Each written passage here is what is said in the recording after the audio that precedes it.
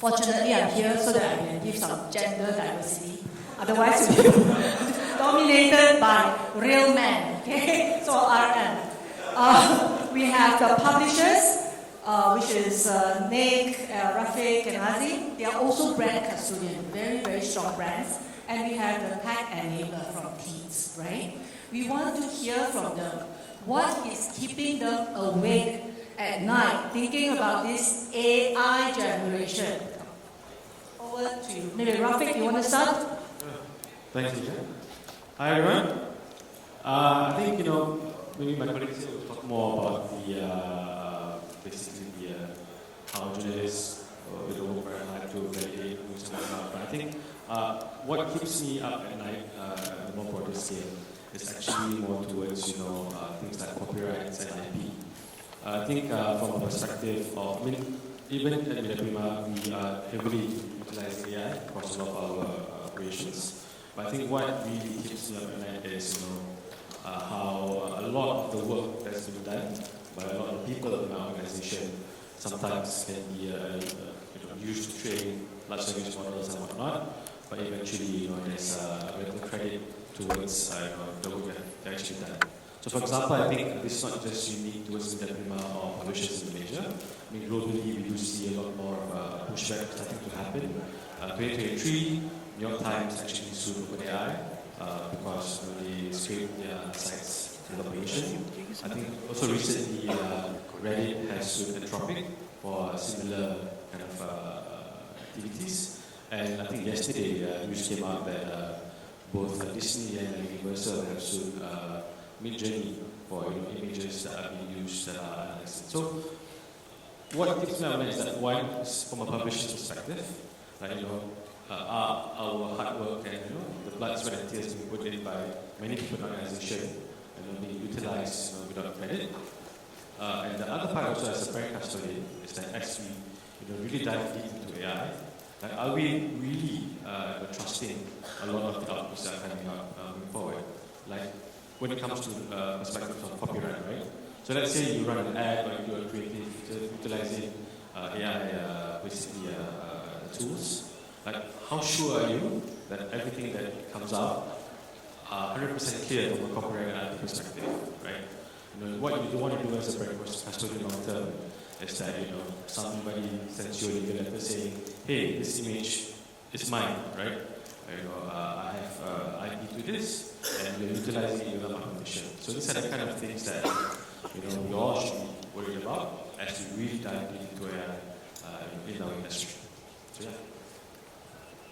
Thank you. So a big concern there, you could be infringing copyright and get sued for using AI without checking source, right? So what about?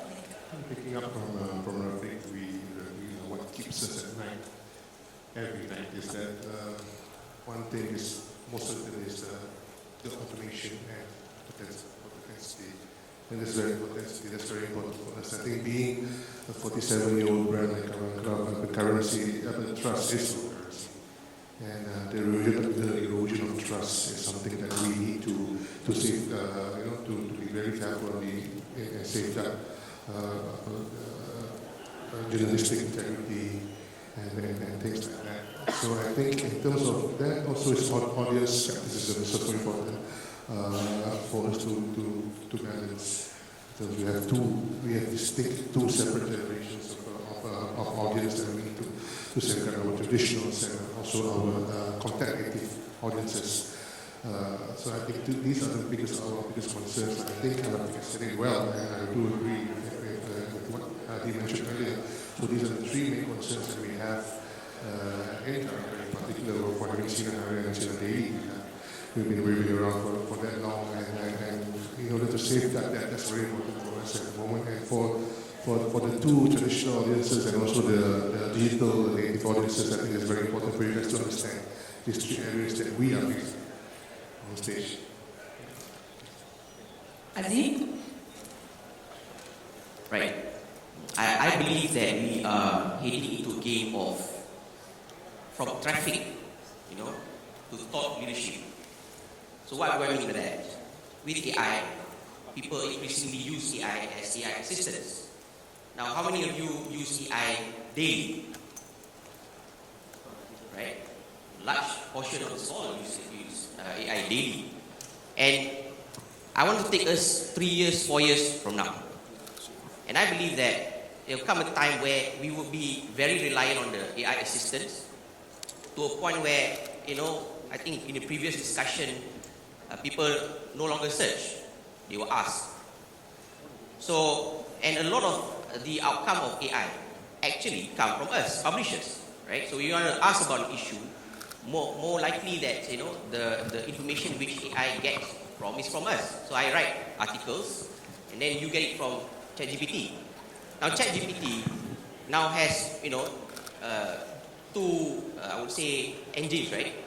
One is the 4.0, which it does not give you citations unless you ask for it. And now you have, 0.3, where you can get citations. That means you will see the publisher in which they get the information from. So I think one day, it could be a battle of who gets cited the most, right? Now it is quite a debate whether publishers should block crawlers from coming or allowing it. I think to some extent, we would want to fight to get licensing. That means licensing from AI to use our content. But you see, AI is really big, just like other big tech corporations. They come and dominate. And I think it will come a time where it becomes too big for us to withstand, to a point that we might need to succumb to it. But if that day comes, then it will be a battle of who gets cited the most. At least from an FMT perspective, we are in the business of putting out stories on politics, economy, social, current affairs. So for us, it's really about being able to become that top leader, right? And it is quite in our interest to see that we get cited, and also to see the outcome of AI actually reflect some of the views that we carry on our platform, right?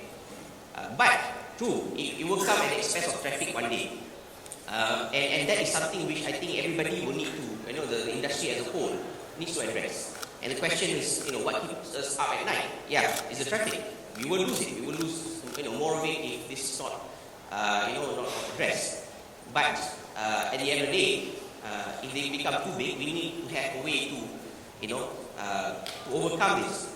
And instead of us, being depressed over it. And as I was looking at this topic, quite depressed when I was doing research. I was wondering whether, can we turn this around, right? Turn this around and try to make sure that we come up on top. Right? So there's a lot of talk saying that, publishers will get disrupted by AI, but rather than we become the prey, let's go up the value chain, and power AI instead, right? And become a predator to some extent. We cannot control all narratives, but at least in domains in which a publisher like us want to focus on, right? Maybe Malaysian politics, Malaysian economy. We want to be able to some extent, contribute to what AI carries. And that actually works in our favor as well. Right? That's how we get narrative across, right?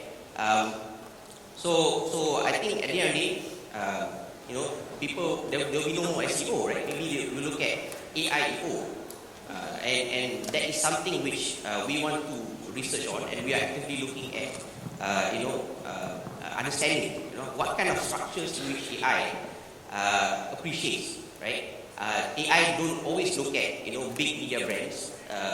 Think FMT is becoming, in terms of issues, we are quite focused on it. But I think, we would have competition among smaller blogs, right? Which are a lot more structurally presentable to AI, right? AI likes explainers, they like things, in point form, right? That is, I think, what we would explore and what we have to do. Yeah, thanks, Azeem. I think your point about being cited is very interesting, and certainly then put the trust back into the brand, right? So maybe. Yeah, I'll give my view. Obviously, what keeps me up at night is different from you guys. There's two sides of people that we service, brands and agencies and publishers. So a few of the things that Azeem was saying, Rafiq, I think really resonate, but especially the traffic component. I think it's super important. From a monetization point of view and for our angle, that definitely keeps me up at night, because obviously if there's no inventory to monetize, obviously we will suffer as an advertising industry and us as a tech platform. I think the other side that I see with brands and agencies that definitely worries them and worries us by extension is brand safety. So this is usually a big topic every time we talk to agencies. And as generative AI content grows and agents created by generative AI, so think of bots who generate auto comments on media pages, think of made for advertising URLs that clone publishers. So all of these things are things that are really important to identify and avoid that they spread through the advertising industry. So these two things for sure. I think that the last one that is quite important is with the rise of Gen AI and content that doesn't come from a journalistic background, you see more and more the term, we were talking about this before, the term of premium media being diluted, and therefore everything is just media, and there seems to be no relevance or importance of having a journalist writing a content piece or value in it. And I think that's dangerous, because obviously if we go into this space of trusting synthetic content, I think we could very easily lose track of what's real and what's important and what should be valued as well. Well, I think this is a great segue to the next part, because when we were talking earlier in preparation for this panel, we will also identify what are the areas that is of great concern. And brand safety definitely came out very strong, because imagine this, it's like your scammers and your hackers and your even jokers, right? Getting a booster jab, they now have AI. Today, you hear Nas say in the morning that scams has risen 80% over the past year. Identity lost, or your constant your mobile number getting into the hands of scammers rose by 70%. Okay, so these are very critical issues. So the next part of it is, how do we collectively, everyone in this room, keep ourselves in the driver's seat? Maybe Rafiq? Sure, I can start it. So I've had the benefit of meeting a US Marine recently, right? And I think in our conversation he said something quite striking, and it's something that they actually live up by in their day-to-day lives, which is you got to go slow to go fast. So what he really means by that is that before we dive deep into anything that we want to do, before we really go all in, sometimes it's good to take a step back and to really understand what is it actually that we're doing, right? What are we trying to impact here? And I think, all of us here have our responsibilities to ensure that socially we're doing the right thing, and whatever that we do moving forward, is it the ethical thing to do? I think as long as we keep very mindful of that, I think moving forward will be fine. Because I think with AI, sometimes there's this tendency to just dive deep, just go ahead and do whatever it takes to basically drive efficiencies or create new things that we tend to forget, what's our social responsibility and is this an ethical thing to do. But as long as we keep those in mind, I think we'll be fine moving forward. Social responsibility. What about you, Azeem? So how to stay in the driver's seat, okay? Power AI instead of them powering us, right? They can power us, but I think instead of being bottom of the food chain, we go up. And I think to talk about currency of trust, people look at the media brand, right? Or the publisher's brand. And you see the trust that is created is a relationship between me and you, right? I'm a publisher, you the reader. And how we get content, whether it's AI or human intelligence, right, or human sources, it is really up to me. My duty is to make sure that I produce legitimate, accurate content so that you trust me, right? So when it comes to using AI, I think there must be a lot more education in looking at where AI get the information from, right? Now with citations, you can actually click on the citation to see the link of where they get the information from, whether it's FMT or NST or whichever publisher is out there. So then that would then substantiate the credibility of what AI carries, right? So, but having said that, I think AI is improving rapidly. They are getting more accurate. So I don't think that the issue of not trusting them will prevail, in the long term, right? I think people will increasingly trust AI, or will want to trust AI anyway, right? So the best thing we can do is to make sure that our content, is ready for the age of AI and be able to structure in a way that can influence the way they put out answers. Thanks. Diogo, you want to jump in or? I want to pick up on that. So for me, there's two things that can keep people in the driver's seat from my point of view. One is operational, one is very philosophical. So the operational part is working with tools. There are tools out there in case, again, you want to understand this space better. You have players like NewsGuard, which look at misinformation. So they identify misinformation. The funny part is they use AI as well to identify this, but they use machine learning essentially. But you have NewsGuard, you have Repost CEO, which looks at plagiarism, which is very common when you use generative AI and then publish something. You have SimilarWeb, which looks at the traffic of a website, if it's organic and if it's real, and therefore it reduces the chance of brand safety, concerns and things happening. So that's the operational part. The philosophical part is picking up on what Azeem just said. I think there's a huge responsibility of our industry to continue to fund publishers. And I really believe in this because that's the only way we can go. Generative AI producing misinformation will have no consequence. If a journalist produces misinformation, they can lose their license. They can get fired. And that consequence part is very important when we look at trust. And that trust element of trusting a media brand is very, very important. And I think as an industry, because publishers depend on advertising, we have that responsibility to ensure that there is a difference and there is that element of trust, and the brand needs to understand that that element of trust is worth this value there, and it should be something that brands should care about. That would be driver's seat. Thanks. Well, really well said. Looking at the screen, I have 2 minutes left.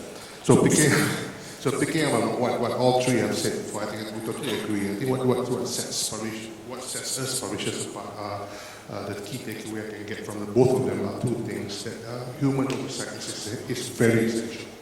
In terms of we as publishers, when we are navigating complex narratives to be shared to the public, to the masses, the referral points comes back to us, the publishers who has been around for a while, and how we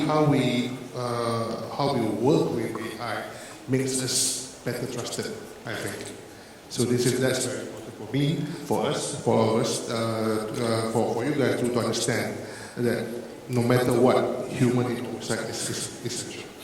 And the second one, the takeaway that I got after this, from this is actually transparency is non-negotiable. In terms of, I think it's definitely non-negotiable. We as publishers are obliged. We have a responsibility to actually be truthful and transparent to our readers. So I think, unfortunately, the topic is so much more than just 20 minutes of our time. There's a lot of other things that we can explore, and other messages that we want to share with you guys. So that's the two takeaways that I have. Thank you so much, Nik.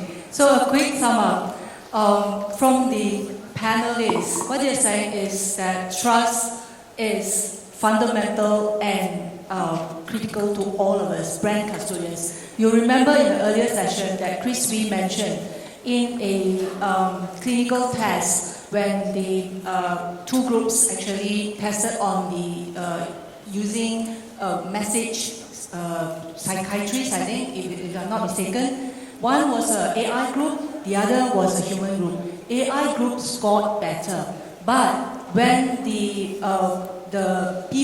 participants got to know that they were responding to AI, the scores immediately dropped. What it tells you is that the audience want real engagement, right? So thank you very much, gentlemen. Just a quick sum up of what they said. They talk about ethical guidelines, it talks about human oversight, it talks about policy, it talks about good practice, and more importantly to the audience here, we must educate ourselves to what is this AI. We must be skeptical when we consume content. Do not trust blindly. Thank you very much. Thank you, everybody.